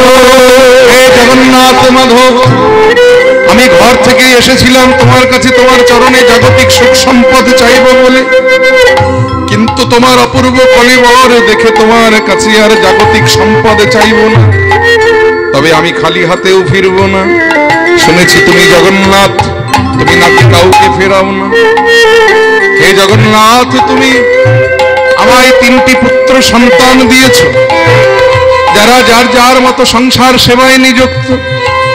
তাই হে জগন্নাথ, তুমি আমায় আরেকটি কৃষ্ণ ভক্ত সন্তান দিও। আমার একটি কৃষ্ণ ভক্ত সন্তান দিও, যেন তোমার সেবায় লাগাতে পারি। কৃষ্ণ ভক্ত সন্তান দিও, যেন তোমার সেবায় লাগাতে পারি। আমি আর কিছু চাই না মাধব, আমি তোমার সেবায় লাগাতে পারি। আর কিছু চাই না মাধব, তোমার সেবায় লাগাতে পারি। আর কিছু চাই না মাধো, তোমার সেবায় লাগাতে পারি। আর কিছু চাই না মাধো, তোমার সেবায় লাগাতে পারি। আমার কৃষ্ণ ভক্ত সন্তান দিও। এই দেখুন ভক্তের চাওয়া। ভক্ত কখনো আনবাঞ্ছা করেন না। ভক্তের চাওয়া সর্বদা ভক্তের মতোই হয়। একটু রিভাব রাখুন। ভক্তের চাওয়া সর্বদা ভক্তের মতোই হয়। আর শাস্ত্রে বলেছে, ভক্ত যদি কায় মনে কোনো বাঞ্ছা করে, ভগবানের সাধ্য নাই সেই বাঞ্ছা নাহি পুরে। তবে ভক্ত কখনো আনবাসনা করেন না। যেমন চেয়েছিলেন আমার বিবেকানন্দ। বাবা বিখ্যাত ব্যারিস্টার ছিলেন, কিন্তু দান ধ্যানের হাতটা এত লম্বা ছিল যে দান করতে করতে একটা সময় তাদেরই সংসারে খাওয়া জুটত না। আর সেই সময় পরিচয় হয়েছিল দক্ষিণেশ্বরে পাগলা ঠাকুর রামকৃষ্ণদেবের সঙ্গে। ঠাকুরকে গিয়ে একদিন বললেন, ঠাকুর শুনেছি তোমার মা নাকি বড় দয়াময়ী, সে নাকি কাউকে ফেরান না। তা আমার সংসারে তো বড্ড অভাব, আমার সংসারের জন্য কিছু ধন সম্পদ চেয়ে দাও না তোমার মায়ের কাছ থেকে। ঠাকুর হাসতে হাসতে বলেছিলেন, ওরে বোকা, প্রয়োজনটা তোর আর চাইতে বলছিস আমার। জানা, ওই তো মা আমার মন্দিরে দাঁড়িয়ে আছে। মা কখনো কাউকে ফেরান না, তোর যা ইচ্ছে চেয়ে নিয়ে। বিবেকানন্দ গেলেন, নরেন গেলেন, মায়ের সম্মুখে দাঁড়িয়ে নয়ন মুদে টাকা পয়সা ধন সম্পত্তি চাইতে গিয়ে নিজের অজান্তেই মুখ দিয়ে তিনি চেয়ে ফেললেন, মা আমায় জ্ঞান দাও, ভক্তি দাও, বিবেক দাও, বৈরাগ্য দাও। ফিরে এলেন। ঠাকুর বললে, কিরে চাইলি? বলে, পারলাম না। বলে, তো আবার যা। আবার এলেন নরেন, কিন্তু ওই একই। একবার নয়, দুবার নয়, 3-3বার টাকা পয়সা ধন সম্পত্তি চাইতে গিয়ে তিনি চাইলেন আমায় জ্ঞান, ভক্তি, বিবেক, বৈরাগ্য। হরিবল। আর তাই তো তিনি বিবেকানন্দ হতে পেরেছিলেন। এটা হলো ভক্তের চাওয়া। চেয়েছিলেন আমার ভক্ত প্রহ্লাদ। প্রহ্লাদের ডাকে যখন ভগবান ফটিক স্তম্ভ ভেদ করে নৃসিংহ রূপ ধারণ করে অবতীর্ণ হয়ে হিরণ্যকশিপুকে জানুর উপরে রেখে হত্যা করছেন, আর প্রহ্লাদ সম্মুখে দাঁড়িয়ে দাঁড়িয়ে নয়নের জলে বদন ভাসিয়ে কাঁদছেন আর হরি হরি বলে ডাকছেন। হঠাৎ ভগবানের নয়ন গেল প্রহ্লাদের উপরে। ভগবান হিরণ্যকশিপুকে ছেড়ে দিয়ে ছুটে গিয়ে প্রহ্লাদকে বক্ষে জড়িয়ে ধরে কোলে তুলে নিলেন। আদরে স্নেহে ভরিয়ে তুলেছেন। মাথায় হাত বুলাতে বুলাতে বলছে, প্রহ্লাদ, আজ তোর ভক্তির কাছে আমি হেরে গেছি বাবা। আজ তুই প্রমাণ করে দিয়েছিস যে ভক্তি দিয়ে যদি আমায় ডাকা যায় আমি ফটিক স্তম্ভ হতে আবির্ভূত হই। তো প্রহ্লাদ, কোনোদিন তো আমার কাছে কিছু চেয়ে নিসনি, কিন্তু আজ আমার ইচ্ছে হয়েছে তোকে আমি কিছু দেব। তুই যদি চেয়ে নিতিস তাহলে আমার দিতে একটু সুবিধে হতো। বল তুই কি চাস? আমি কথা দিলাম তুই যা চাইবি আমি তোকে তাই দেব। স্বর্গ চাইলে স্বর্গ দেব, মর্ত চাইলে মর্ত দেব, পাতাল চাইলে পাতাল দেব। দেবতাদের রাজা হবি? আহা, কি সুন্দর কথা! দেখো, ভগবান বলছে প্রহ্লাদকে, তুই দেবতাদের রাজা হতে চাস? আমি তোকে দেবরাজ বানিয়ে দেব, দেবতাদের রাজা বানিয়ে দেব। আচ্ছা দাঁড়া দাঁড়া দাঁড়া দাঁড়া, ভগবান হবি? আমি তোকে ভগবান বানিয়ে দেব, বল তুই কি চাস? প্রহ্লাদ নয়নের জলে বদন ভাসিয়ে বলেছেন, ভগবান তুমি আমায় বরদান দিতে চাও? দিতেই যদি চাও তাহলে এই বরদান দাও, যেন জন্ম জন্মান্তরে কোনোদিন তোমার কাছে আমার কিছু চাইতে ইচ্ছা না হয়। তাই এই হলো ভক্তের চাওয়া। ভক্ত কখনো আনবাঞ্ছা করেন না। আর শাস্ত্রে বলা হলো, ভক্ত যদি কায় মনে কোনো বাঞ্ছা করে, ভগবানের সাধ্য নাই সেই বাঞ্ছা নাহি পড়ে। আজ কৃষ্ণমণ্ডল তিনি চাইতে গিয়েছিলেন টাকা পয়সা ধন সম্পত্তি, জগন্নাথের কাছে চেয়ে নিয়ে এলেন কৃষ্ণ ভক্ত সন্তান। জগতে প্রত্যেকটা পিতামাতার ভগবানের কাছে এটা চাওয়া উচিত। আসলে আমরা চাইতেই জানি না, তাই আমরা পাই না। আর পাই না বলেই আজকে জগৎটা এত অরাজকতায় ভরে গেছে, অপসংস্কৃতিতে ভরে গেছে, কুসংস্কারে ভরে গেছে জগৎ। জানি তাই আমরা চাইতেই জানি না ভগবানের কাছে। আমরা চাই আমাদের মাস্টার ছেলে দিও, ব্যারিস্টার ছেলে দিও, জজ ছেলে দিও, ইঞ্জিনিয়ার ছেলে দিও, ডাক্তার ছেলে দিও, কিন্তু কেউ বলি না সেই ছেলেরা যেন কৃষ্ণ ভক্ত হয়। না, ডাক্তার ব্যারিস্টার উকিল জজ যা হোক হয় হোক না, তাতে বাধা কিসে? কিন্তু একটা ডাক্তার যদি কৃষ্ণ ভক্ত হয়, সেই ডাক্তার নিশ্চয় পারবে না কোনো রোগীর কিডনি কেটে বাইরে বিক্রি করে দিতে। একটা ব্যারিস্টার যদি কৃষ্ণ ভক্ত হয়, সে কখনো পারবে না কোর্টে দাঁড়িয়ে অন্যায়ের পক্ষে সওয়াল করতে।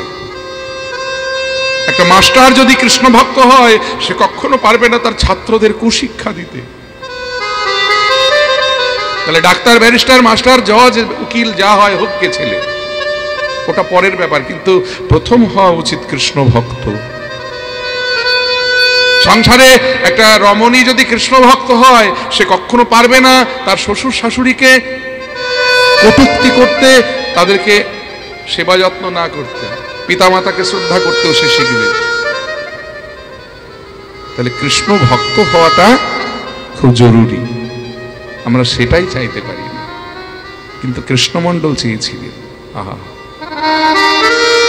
আর ভক্ত তো আসবার জন্য একেবারে কৈলাস থেকে পা বাড়িয়েই দাঁড়িয়ে আছে, শুধু চাইতে যাদের ইচ্ছে। কৃষ্ণমণ্ডল বাড়িতে ফিরে এলেন। দুরিকা, এসেছো স্বামী? জগন্নাথকে দেখলে? আহা, কি অপূর্ব গো! যেমন রূপ তেমন কলেবর, দেখলে যেন নয়ন ফেরানো যায় না। কি চাইলে স্বামী? পারলাম না গো দুরিকা, ভেবেছিলাম জাগতিক সুখ সম্পদ চাইবো, কিন্তু পারলাম না জানো। তবে তুমি শুনলে খুশি হবে, আমি তোমার আর আমার জন্য জগন্নাথের কাছে একটি কৃষ্ণ ভক্ত সন্তান চেয়েছি।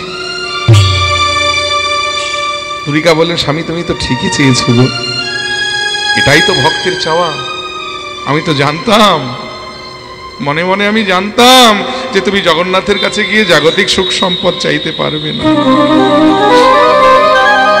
তুমি কৃষ্ণ ভক্ত সন্তান চেয়েছো, এই তো পিতামাতার চাওয়া ভগবানের কাছে। আজকে একটা সন্তান যদি একটা বংশে কৃষ্ণ ভক্ত হয়, তার সুগুণে 14 পুরুষ উদ্ধার হয়ে যায়। তুমি তো ঠিকই চেয়েছো। দেখতে দেখতে কিছুদিন পরে জগন্নাথের কৃপায় দুরিকা দেবী আবার গর্ভবতী হলেন।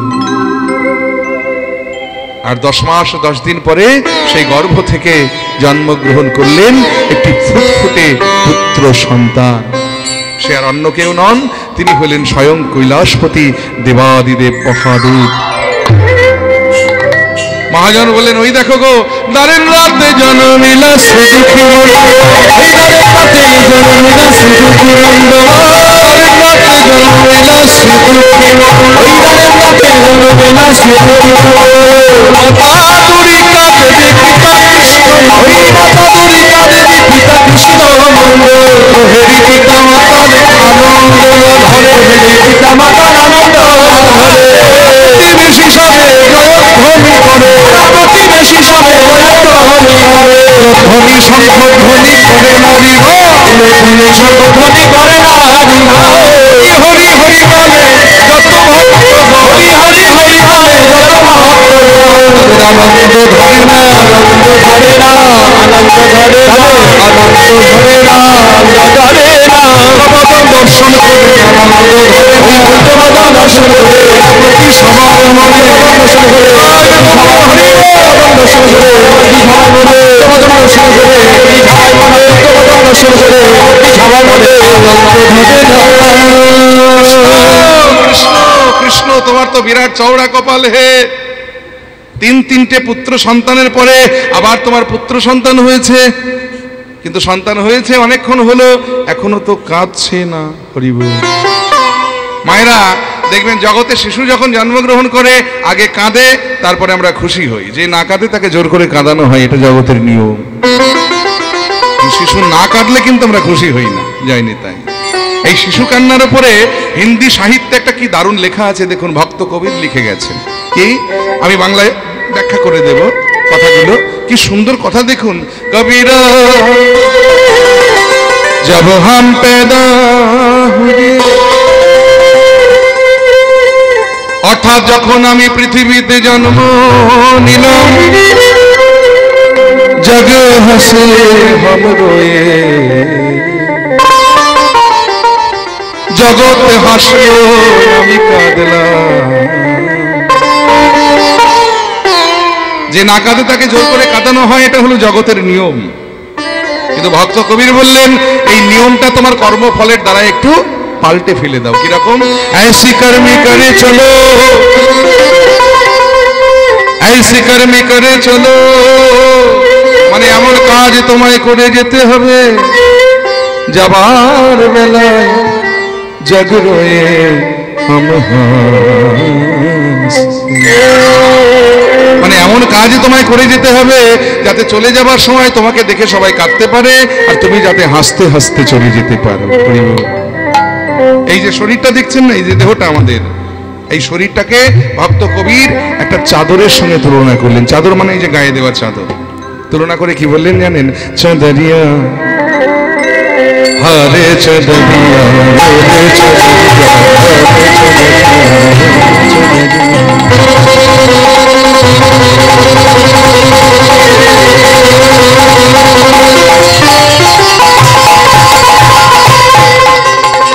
ঝিলি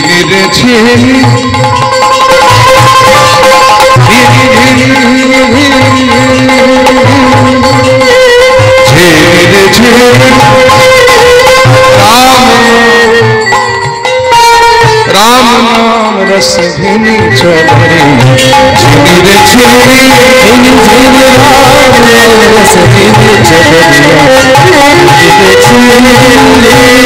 चंद्रिया, झिली रे झिली राम नाम रस भिनी। অর্থাৎ যে দেহ চাদর, রাম নাম বা কৃষ্ণ নামের রসে ডুবিয়ে তাকে শুদ্ধ করে নিতে হবে। নিতাই গৌর হরি। প্রথমে শুনে নেব যে চাদরটা কি কি উপাদান দিয়ে তৈরি করলো বিধাতা, সেটা আমরা প্রথমে শুনে নেব। অষ্টকমল চরকমল পাঁচ তত্ত্বী ভূমি চদরিকা, পাঁচ তত্ত্বী ভূমি। এই যে দেহরূপী চাদর দুরকম সুতো দিয়ে তৈরি। চাদর বোনা দেখেছেন মায়েরা কখনো? তাঁতি বাড়িতে চাদর বা কাপড় বোনা দেখেছেন? দেখবেন তাঁত যন্ত্রে যখন কাপড় বোনা হয় বা চাদর বোনা হয়, দুরকম সুতো থাকে সেখানে। একটা হলো চরকা থেকে আসে লম্বা সে সুতোটা, আর যেটা আড়ের সুতো সেটা তাঁত যন্ত্রে একটা মাকু বলে যন্ত্র থাকে, যেটা একবার এদিক একবার ওদিক যাতায়াত করে, ওই মাকু থেকে আসে আড়ের সুতোটা। তেমনি দেহ চাদরেও দুরকম সুতো আছে। একটা হলো পিতৃরূপী চরকা থেকে এসেছে, আর একটা হলো মাতৃরূপী মাকু থেকে এসেছে। নিতাই গৌর হরিবোল হরিবোল। অষ্টকমল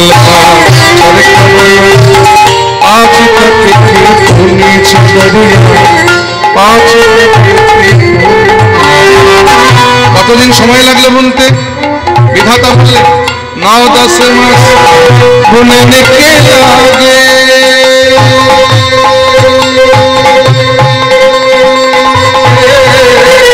9-10 मास बुनने के लागे, 9-10 मास बुनने के लागे, अब फिर पैदा हुई चलो धीरे धीरे धीरे धीरे राम राम से धीरे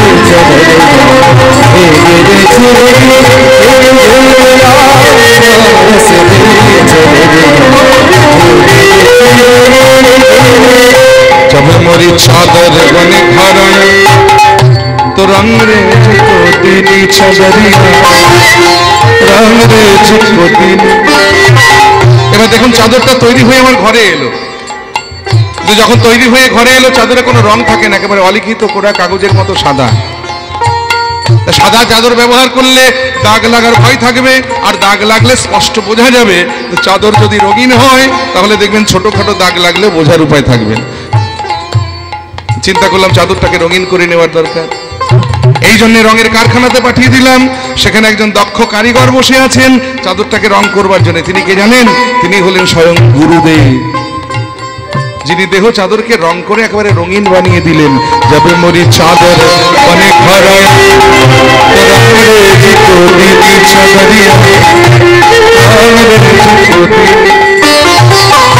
ऐसा रंग रंग रे दिने, ऐसा रंग रंग रे दिने, ऐसा रंग रंग रे दिने, ऐसा रंग रंग रे दिने, लाल लाल कर दी चदरी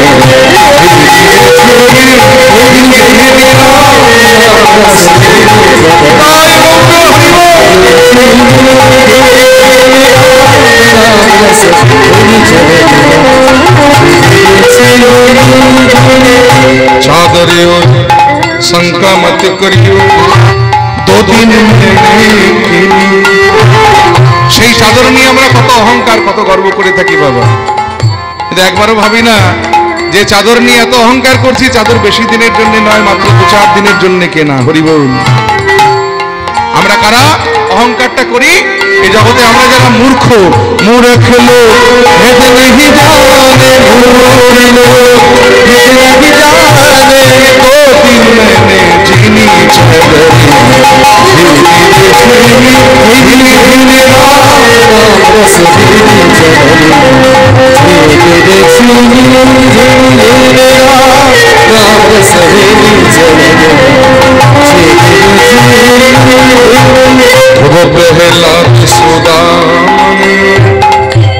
এই চাদরের গুরুত্ব বুঝেছিল কিছু জগতের সাধক ব্যক্তি।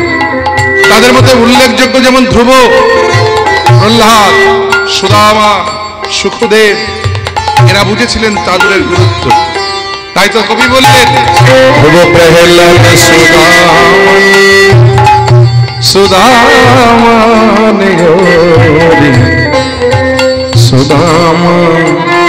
সুদামা সুদামা নে ওরি রে ধ্রুব প্রহ্লাদ ভক্তমণ্ডলী, ভক্তিমতী মায়েরা, এই ভজনটা এখন আমরা দেশ রাগের উপরে শুনছি। ভারতীয় শাস্ত্রীয় সঙ্গীতে বিভিন্ন প্রকারের রাগ আছে, এখানে আরো অনেক রাগের ছোঁয়া একটু দেখানো যেতে পারে যদি আপনারা ছোট্ট করে অনুমতি দেন। একটু দেখাই যায়নি তাই। প্রথমে রাগ কেদার, সুদামনি রে চদরিয়া,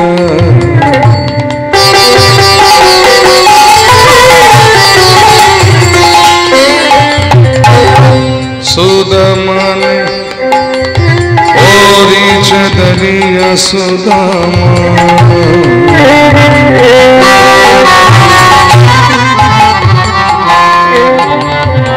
ধ্রুব প্রহ্লাদ ধ্রুব প্রহ্লাদ সুদামা, ধ্রুব প্রহ্লাদ সুদামা,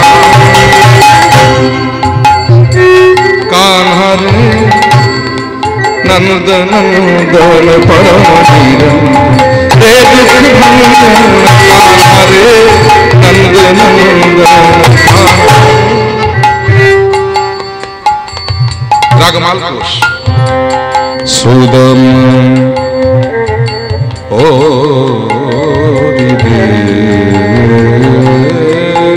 चदरी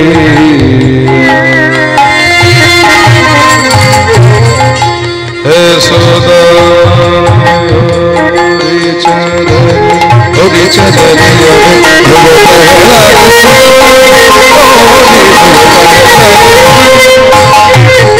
मम गम गसन सदा सागा मदानी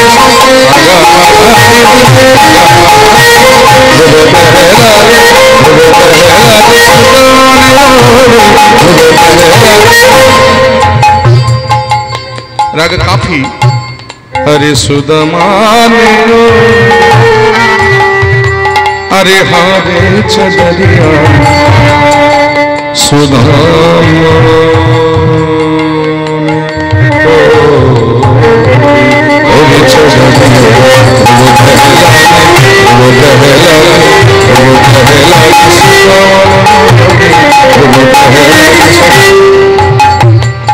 उठ दिया रे सुभर अधिकारी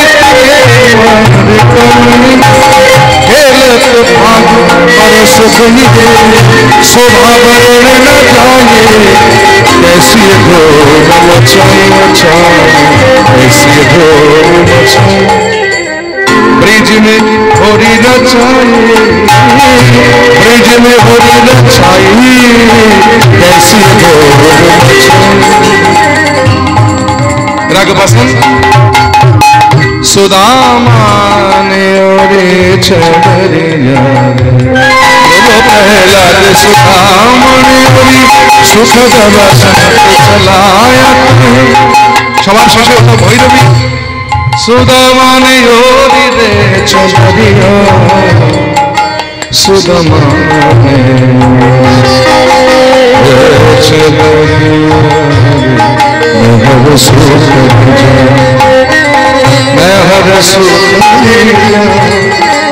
मैं हर सुख सही परम पद सही परम पद। फिर वही राग जहां से शुरू किया राग देश सुदामाने प्रहलाद सुदामाने सुखदेवी मने जिनी दास कबीर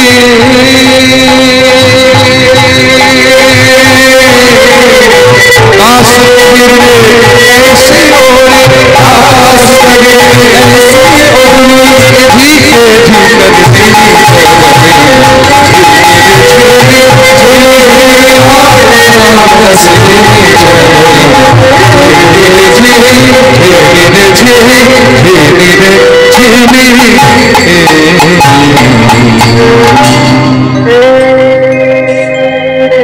তাহলে জগতে শিশু আগে জন্মগ্রহণ করলে আগে কাঁদে, তারপরে আমরা খুশি হই। যে না কাঁদে তাকে জোর করে কাঁদানো হয়। কিন্তু কৃষ্ণমণ্ডলের ওই ছেলেটি জন্মেছে, এখনো তো কাঁদছে না। পাড়া প্রতিবেশীরা বললেন, ও কৃষ্ণ, ছেলের মুখে একটু মধু দাও, নইলে কাঁদবে কেন? দুরিকা দেবী মনে মনে চিন্তা করলেন, আমি এত হত দরিদ্র যে ছেলের মুখে দেবার মতো একটু মধু আমার ঘরে পর্যন্ত নয়। স্বামীকে ডেকে বললেন, শুনছো, দেখো না পাড়া প্রতিবেশী কারো বাড়িতে একটু মধু পাও কিনা, আমার ছেলের মুখে দেব। কৃষ্ণ বললেন, দুরিকা, পাড়া প্রতিবেশীদের বাড়ি থেকে ধার করে আনা মধু আমি আমার ছেলের মুখে দেব না, তাহলে আমি ওর কানে দেব মধু। এই বলে ওই কৃষ্ণমণ্ডল ধীরে ধীরে সতিকাগৃহে প্রবেশ করে ছোট্ট শিশুটির শ্রবণে বদন দিয়া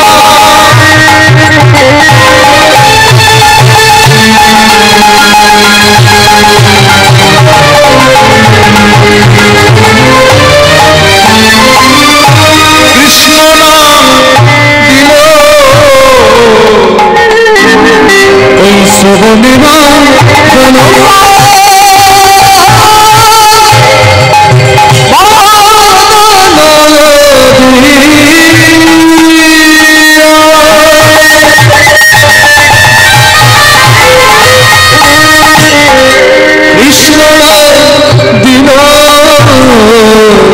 শ্রবণে বদন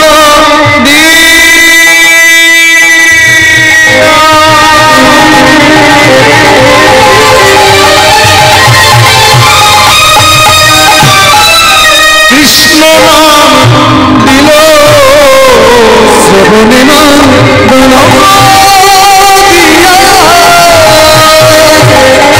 কৃষ্ণ নাম দিল নাম শুনে শিশু পুত্র কাঁদিয়া উঠিল নাম শুনে শিশু পুত্র কাঁদিয়া উঠিল।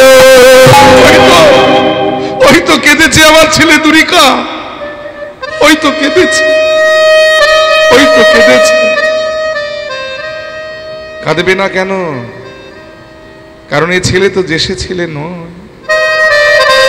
যে স্বয়ং কৈলাসপতি দেবাদিদেব মহাদেব কৃষ্ণ ভজন করবার জন্য এসেছেন, মনুষ্য কুলে জন্ম নিয়ে। তাই কৃষ্ণ নাম না শুনে সে কি কাঁদতে পারে? কৃষ্ণ নাম শোনা মাত্র ছেলে যখন কেঁদে উঠেছে, পাড়া প্রতিবেশীরা সকলে মিলে জয়ধ্বনি করে উঠেছে। সবাই মিলে বললেন, কৃষ্ণ ও তো তোমার দুঃখের ঘরে জন্মেছে, তাই ওর নাম দাও দুঃখী।